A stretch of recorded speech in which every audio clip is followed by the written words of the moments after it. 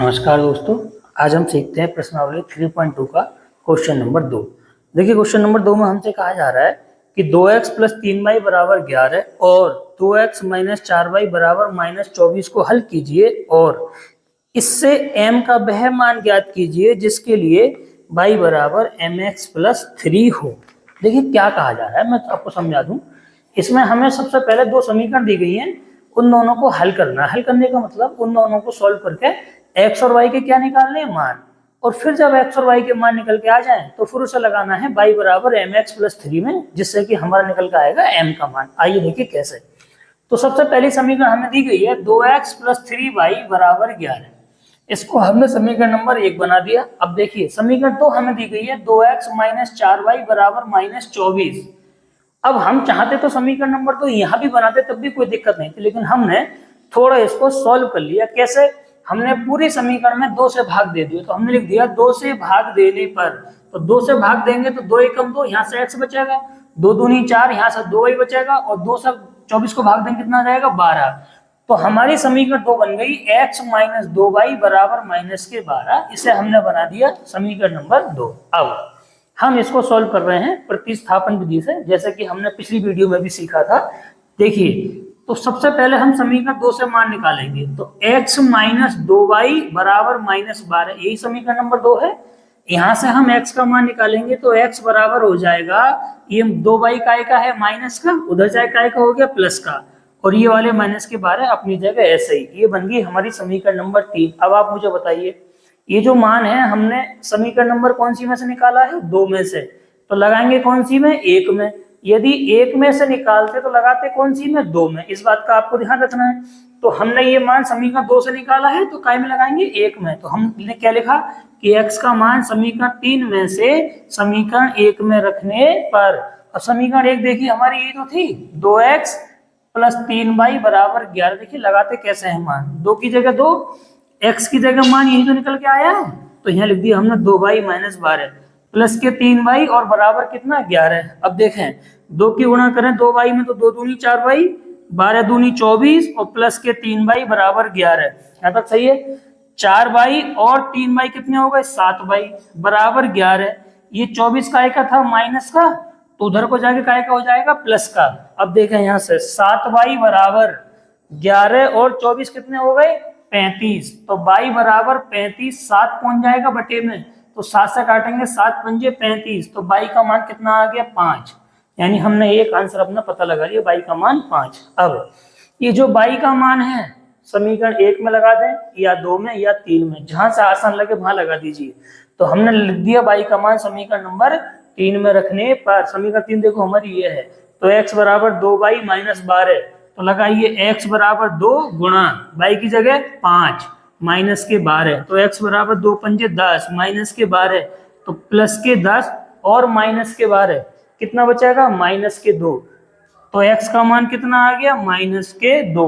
अब हमारे पास दोनों मान आ चुके हैं, x का मान -2 आ गया, y का मान 5 आ गया। यदि समीकरण को हमसे हल करने को कहता तो हम इतना ही आंसर लिखते, लेकिन इसने एक लाइन और जोड़ी है कि m का मान भी बताइए, और हमें समीकरण दे रखी है y बराबर mx प्लस 3। तो देखिए हमने क्या लिखा, x तथा y के मान, यानी x का मान -2 आया है, y का मान 5। तो इन दोनों के मान जो है ना हमें इस समीकरण में लगा, जिसकी हम सवाल में दी गई है ये समीकरण हमें। तो हमने लिखा x तथा y के मान y बराबर mx प्लस 3 में रखने पर। ये समीकरण आई कहीं से नहीं है, सवाल में दी गई है समीकरण, ये हमें आप सवाल में देख लें। तो देखिए y की जगह कितना लगा दिया हमने, 5, m की जगह m, x की जगह माइनस के 2 और प्लस के कितना, 3। ठीक है, अपनी जगह। तो 5 बराबर 2, m की गुणा -2 में करी तो माइनस के 2m प्लस 3। अब देखें यहाँ से 5 हमने अपनी जगह रखा है, ये वाला प्लस का 3 लाइक का हो गया माइनस का, बराबर माइनस के 2m। तो 5 में 3 कितने बचे, 2 बराबर -2m। 2 से 2 काट दीजिए तो 2 एकम 2, 2 एकम 2। तो यहाँ से कितना बच गया, 1, और इधर से बच गया माइनस के m। सीधे कर दीजिए, माइनस m बराबर 1, चिन्ह बदल दो तो m का मान कितना आ गया, माइनस का 1। तो यहाँ से हमारे तीनों आंसर आ गए। x का मान आ गया -2, y का मान आ गया 5 और m का मान आ गया -1। अब हम देखते हैं इसका क्वेश्चन नंबर 3। क्वेश्चन नंबर 3 का जो सबसे पहला पार्ट है, इसमें हमसे कहा जा रहा है कि दो संख्याओं का अंतर है 26। ध्यान सुनना सवाल को, दो संख्याओं का अंतर कितना है, 26।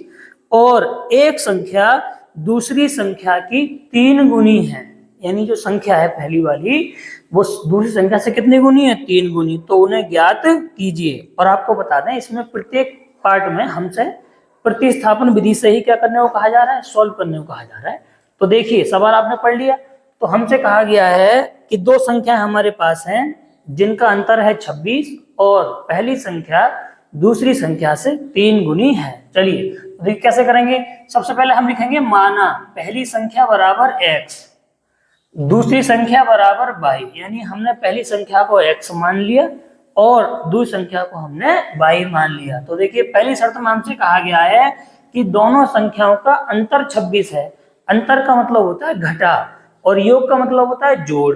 तो अंतर का मतलब पहली संख्या में से दूसरी संख्या घटाएं तो बराबर कितना आ जाएगा, 26। तो हमने वही लिखा, पहली संख्या अर्थात x और माइनस दूसरी संख्या अर्थात y बराबर 26। तो ये बन गई हमारी समीकरण नंबर 1, x माइनस y बराबर 26। अब देखिए शर्त नंबर 2 में क्या कहा गया है। तो दूसरी शर्त के अनुसार हमसे कहा गया है कि पहली संख्या दूसरी संख्या की 3 गुनी है। तो इसलिए हमने लिख दिया पहली संख्या बराबर 3 गुनी है किसकी, दूसरी संख्या की। तो पहली संख्या हमने कितनी मानी है, x बराबर 3 गुणा दूसरी संख्या कितनी मानी है, y। तो यहाँ से हमारी समीकरण बन गई x बराबर 3y, ये हो गई समीकरण नंबर 2। अब चूंकि इन दोनों समीकरणों को हमें प्रतिस्थापन विधि से सॉल्व करने के लिए कहा गया, तो हम क्या करेंगे। देखिए प्रतिस्थापन विधि का मतलब होता है कि मान जो है कोई सा या तो x का या y का किसी एक समीकरण में से निकाल के दूसरी में ले जाके रख देना, उसे कहते हैं प्रतिस्थापन।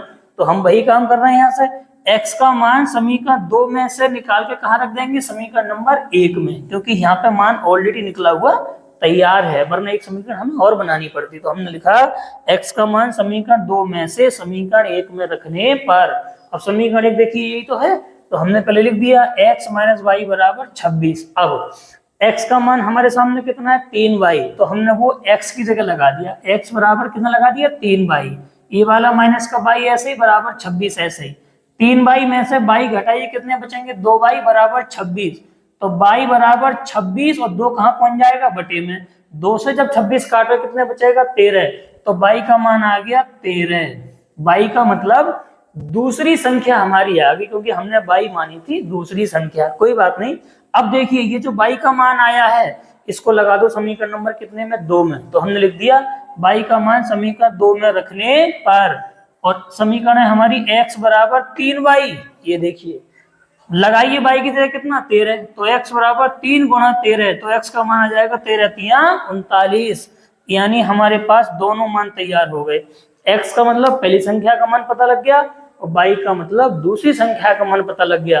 तो हमें समझ में आ गया इसका मतलब हमारी जो पहली संख्या है वो कितनी है, 39 है, और दूसरी संख्या कितनी है, 13 है। अब एक चीज आपको और बता दूं, मान लीजिए आप सवाल सॉल्व कर रहे हो, आपको कंफ्यूजन है कि हमारा आंसर सही है या गलत है, तो आप कैसे चेक करोगे अपने आंसर को। देखिए मैं बताता हूँ। देखिए हमारे पास आंसर आ गए, पहली संख्या कितनी 39 और दूसरी संख्या 13। कितना समझ में आ गया। तो देखिए ये जो आंसर आया है इसको आप शर्त में लगा के देखिए क्या हमारी शर्त सही बैठ रही है, नहीं। यदि शर्त सही बैठेगी तो हमारा आंसर सही है, वरना हमारा आंसर गलत है। देखिए कैसे, मैं अब चेक करवाता हूँ। सबसे पहले कहा गया था पहली शर्त में कि अंतर 26 होना चाहिए। अंतर 26 करके देखिए, 39 में से जब आप 13 घटाओगे कितना बचेगा, 26 बचेगा। इसका मतलब पहली शर्त के हिसाब से सवाल सही है। अब शर्त नंबर 2 में कहा गया था कि पहली संख्या दूसरी संख्या की 3 गुनी है। अब आप देखिए 39 जो है वो 13 का कितना है, 3 गुना, क्योंकि 13 तिया 39 होता है। इसका मतलब हमारी दोनों शर्त क्या है, बिल्कुल सही सेटिस्फाई हो रही हैं। अतः हम कह सकते हैं कि हमारा आंसर क्या है, सही है। तो आप चाहें तो अपने आंसर को भी शर्त के अनुसार चेक कर सकते हैं कि हमारा आंसर सही है या गलत है। तो हमें समझ में आ गया यहाँ पे जो हमारी पहली संख्या है वो कितनी है, 39 है, और दूसरी संख्या कितनी है हमारी, 13 है। अब हम देखते हैं क्वेश्चन नंबर 3 का सेकंड पार्ट। इसमें कहा जा रहा है कि दो संपूरक कोणों में बड़ा कोण छोटे कोण से 18 डिग्री क्या है, अधिक है, तो उन्हें ज्ञात कीजिए। इस सवाल को शुरू करने से पहले मैं आपको बता दूं, संपूरक कोण वे कोण होते हैं जिनका जोड़ 180 अंश होता है। दोबारा सुन लें, संपूरक कोण वे कोण होते हैं जिनका जोड़ 180 होता है, और कोटि पूरक कोण वो कोण होते हैं जिनका जोड़ 90 अंश बैठता है। कितना? 90 अंश। आइए देखिए, सीखिए। तो हमसे कहा जा रहा है हमारे पास दो संपूरक कोण हैं, तो हमने मान लिया कि माना जो बड़ा वाला कोण है वो है x और छोटा वाला कोण कितना है y। अब देखिए, अभी मैंने बताया था आपको, तो पहली शर्त हो जाएगी, क्योंकि हम जानते हैं संपूरक कोणों का जोड़ 180 अंश होता है और हम तो सवाल में कहा जा रहा है, इसलिए पहली शर्त बनेगी x प्लस वाई बराबर 180। क्यों लिख दिया मैंने ये x बराबर 180? क्योंकि दोनों कोण कैसे हैं? संपूरक, और ये शर्त होती है कि यदि कोण संपूरक हैं तो उनका जोड़ 180 अंश बैठता है। इसलिए पहली शर्त हमारी क्या बन गई? x प्लस वाई बराबर 180। अब देखिए दूसरी शर्त में हमसे क्या कहा जा रहा था? शर्त नंबर 2 में हमसे कहा जा रहा था कि जो बड़ा वाला कोण है वो छोटे वाले कोण से 18 क्या है? ज्यादा। देखिए, तो बड़ा कोण हमारा कितना है? x, और छोटा कोण कितना है? y। अब ऐसे मान लीजिए ये दोनों चीजें तराजू पर रखी हुई है इस तरीके से, ठीक है। कौन सा कोण ज्यादा है? ये ज्यादा है। कितना ज्यादा है? 18। तो अगर इधर का मान ज्यादा है तब ये दोनों बराबर कैसे होंगे? या तो हम इधर 18 जोड़ें या इधर 18 घटाएं, तभी तो दोनों बराबर होंगे, क्योंकि ये वाला कोण बड़ा है, यानी बड़ा कोण 18 ज्यादा है किससे? छोटे कोण से। इसलिए सब जो हमारी शर्त बन जाएगी वो बन जाएगी x बराबर y प्लस 18। समझ गए इधर 18 क्यों ऐड हुआ?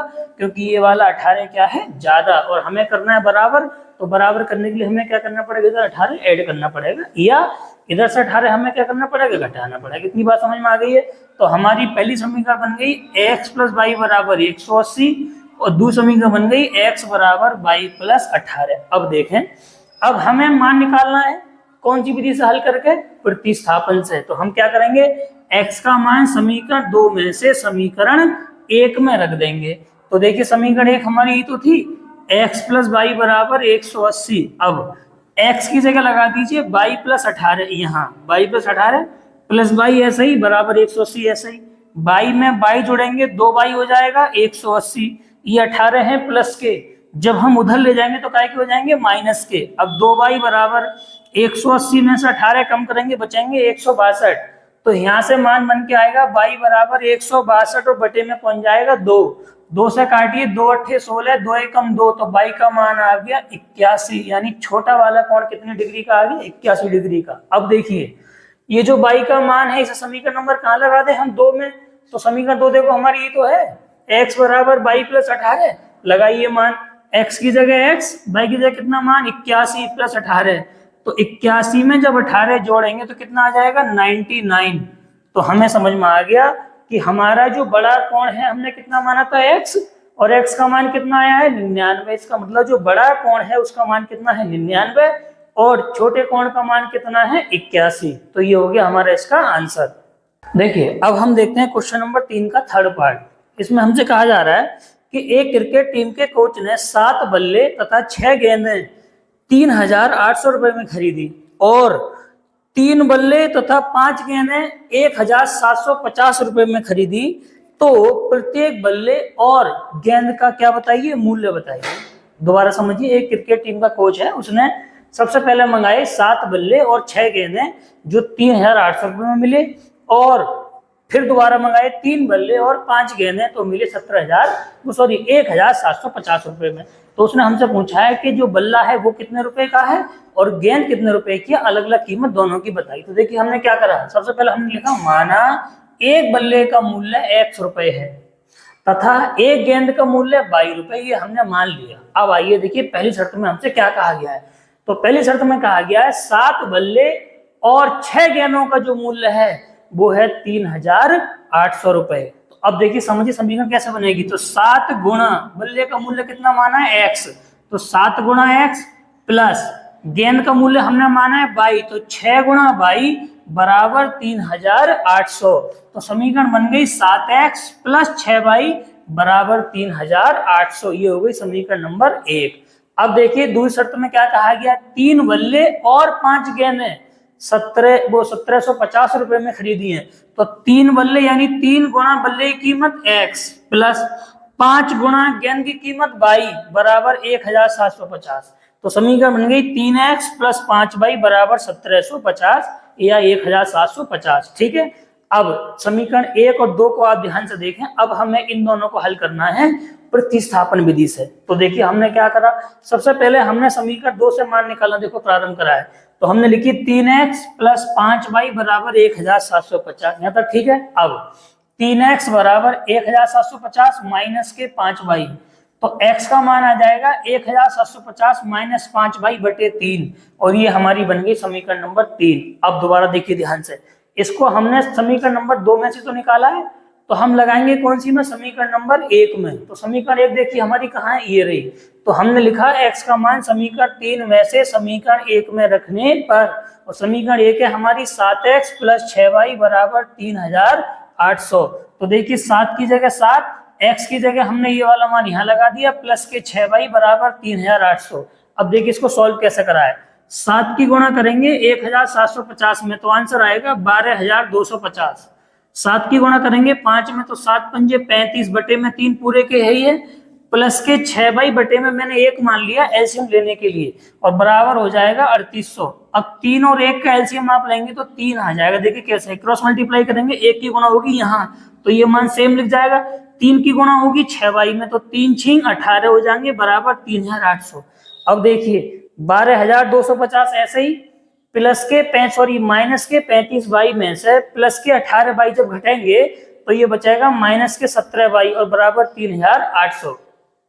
अब देखिए इसके आगे का, देखिए अभी हमने यहाँ तक सॉल्व किया था, ये हमारा मान आया था 12250 माइनस 17y बटे 3 बराबर बचाता 3800। देखिए इसको आगे कैसे सॉल्व करेंगे, 12250 और माइनस 17y ये हमारा ऐसे ही है, 3 बटे में है, गुणा में पहुंचेगा 3800 के संग, तो ये गुणा होकर बन जाएंगे 11400। अब देखिए माइनस के 17y बराबर 11400, ये वाला मान प्लस का है, इधर क्या हो जाएगा माइनस का, तो माइनस के 17y बराबर 11400 है प्लस के, और माइनस के 12250 जब इसमें से घटेगा तो मान बचेगा माइनस के 850, क्योंकि चिन्ह हमेशा बड़ी वाली संख्या का ही बचता है। तो देखिए यहाँ से माइनस से माइनस खत्म कर दिया, तो 17y बराबर रह गया 850, तो y बराबर 850 बटे 17, 17 पंजे 85 होते हैं, तो y का मान आ जाएगा हमारा 50। y का मान 50 आने का मतलब है कि गेंद का मूल्य आ गया 50 रुपए। अब ये जो y का मान 50 आया, इसको हम कहाँ लगाएंगे, समीकरण नंबर 3 में। तो y का मान समीकरण नंबर 3 में रखने पर, समीकरण 3 देखो हमारी ये थी, x बराबर 1750 माइनस 5y बटे 3, तो x का मान हो जाएगा 1750 माइनस 5 गुणा y की जगह लगा दीजिए 50, तो x बराबर आएगा 1750 माइनस 250 बटे 3, तो यहाँ से हम घटाएंगे तो x का मान बचेगा 1500 बटे 3, 5 से काटेंगे तो 3 पंजे 15, तो कितना आ जाएगा 500, तो x का मान कितना आ जाएगा यहाँ से 500। इस x का मान 500 का मतलब है, तो ये आ गया हमारे बल्ले का मूल्य। तो अब हमें समझ में आ गया कि जो हमारा बल्ला है उसका मूल्य कितना है 500 रुपए, और जो हमारी गेंद है उसका मूल्य कितना है 50 रुपए। देखिए यहाँ तक आपने जो भी समझा है कोई बात नहीं है, एक रिक्वेस्ट मैं फिर से करना चाहूंगा, जब भी सवाल को सॉल्व करने बैठे तो आप अपनी बुक अपने सामने अवश्य रख लिया करें, जिससे कि आपको सवाल देखने में आसानी हो। जब सवाल आप पढ़ लेंगे तो बुक में जब सवाल देखेंगे तभी हो सकता है सवाल ज्यादा स्पष्ट आपको क्लियर हो पाएगा। ठीक है, उम्मीद है आप तक इतना समझ में आया होगा। मिलते हैं किसी अगली वीडियो में, तब तक के लिए नमस्कार।